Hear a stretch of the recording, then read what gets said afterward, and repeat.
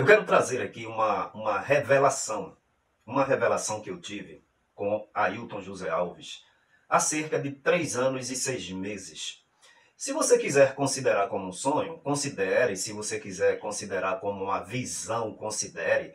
Mas eu considerarei como uma revelação porque me trouxe algo que estava em oculto e aos poucos esse quadro que eu vi, este algo que eu vi, tem se revelado na íntegra. Espiritualmente, no mundo espiritual, acontecem coisas mais reais do que no plano material.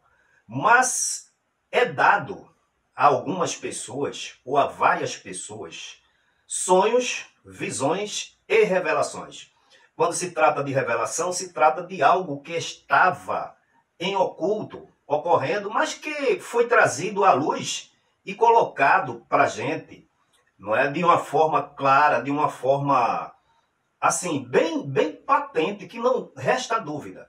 Antes de contar essa revelação que eu tive com Ailton José Alves, há cerca de 3 anos e 6 meses, 4 anos, revelação essa que vem sendo confirmada por vários outros fatos, eu quero deixar aqui, irmãos, 2 versículos na palavra de Deus, que está em Isaías capítulo 42, versículos 8 e 9. Diz assim: Eu sou o Senhor, este é o meu nome. A minha glória, pois, a outrem não darei, nem o meu louvor às imagens de escultura.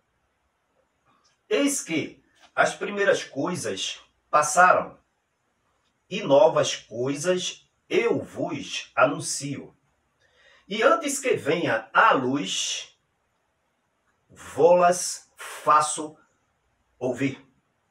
Por quê? Todos nós que conhecemos a palavra de Deus e o pouco que conhecemos dos atributos de Deus, dizemos com firmeza que diante dele nada, absolutamente nada se esconde. Tudo está patente, claro, e ele vê as coisas mesmo antes que aconteçam, porque para Deus não existe passado, futuro, nem presente. Deus é eterno, tudo está diante dele. O tempo é uma coisa, é uma grandeza, vamos dizer assim, física, que é restrita à atuação do campo material humano. Mas Deus, sabemos que ele é atemporal. Então, qual foi a visão que eu tive? Amados irmãos, eu tive, aliás, essa revelação, se você verificar aí, você fique à vontade para pesquisar o que significa sonho, o que significa visão e o que significa revelação.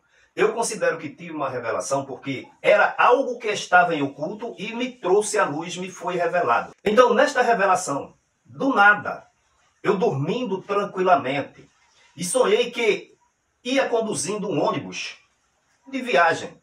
Um ônibus muito bonito, um ônibus azul, aquele azul cintilante, um ônibus limpo, e o ônibus ia vazio. E eu ia para um evento.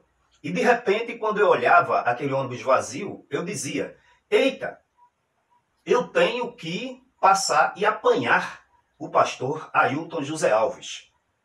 E me dirigia, antes de ir para o evento, esse evento era num grande templo, parecendo um congresso, né, um jubileu, uma grande festividade. E eu ia me dirigindo para lá. Agora, o curioso era que esse ônibus estava vazio. E eu dizia: eu tenho que antes passar e pegar o pastor Ailton José Alves. E eu saía dirigindo aquele ônibus. E quando eu chegava em um determinado lugar, era como que se fosse a entrada daquele templo central, onde tem aquela laje e aquele portão largo. Eu parava o ônibus, abria a porta e quando eu olhava, estava Ailton José Alves sentado. Eu vou reproduzir aqui a maneira como ele estava. Ele estava sem terno, evidentemente, apenas de camisa, uma camisa meio cinza. A camisa estava, irmãos, com os botões desencontrados, de forma que ficava uma banda da camisa pendurada no meio da calça e a outra banda suspensa. Não estavam atacados todos os botões. A gravata meio desajeitada estava folgada até aqui. Ele estava de bermuda, uma bermuda caqui, com uma grande mala, uma mala velha nas mãos. E quando eu parava e abria a porta, ele ficava como que sonolento. E eu buzinava, ele levantava-se assim, todo como alguém que estava, tinha tomado, né, alguma bebida, que tinha deixado naquela condição meio inconsciente. E ele levantava-se e saía assim, arrastando o pé, puxando aquela mala grande, como que fosse aquelas malas quadradas que eram de uma fibra, um papelão, que tinha uns metais nas 4 pontas. Os mais antigos conhecem essa mala. E quando eu olhava assim, eu me admirava, mas deixava, ele subia, não me saudava, não falava nada comigo, entrava no ônibus e sentava-se. Eu fechava a porta do ônibus e saía em direção àquele congresso. Não vi o tipo de atividade que ele ia fazer naquele congresso, mas eu parava, abria a porta do ônibus e ele, da maneira que subiu, calado, ele descia, com aquela mala, todo de uma maneira assim, meio sem energia, e descia os degraus, calado, olhando assim, e ia embora. E eu simplesmente fechava a porta do ônibus e saía. Então, está aí a visão que eu tive, sem acrescentar e sem diminuir. Essa visão, como eu falei, faz uns 3 anos e 6 meses a 4 anos. E como eu falei que contaria essa visão aqui, como já contei outras, tenho também um fato para revelar, que revelarei oportunamente. Fato esse que, cronologicamente, ou seja, no passar do tempo e nos acontecimentos que tomam lugar, não é, nessa grande, vamos dizer assim, movimentação em torno dessa desviada administração, tudo leva a crer. E nós não temos nenhuma dúvida de que o Ailton José Alves está fora dos planos de Deus.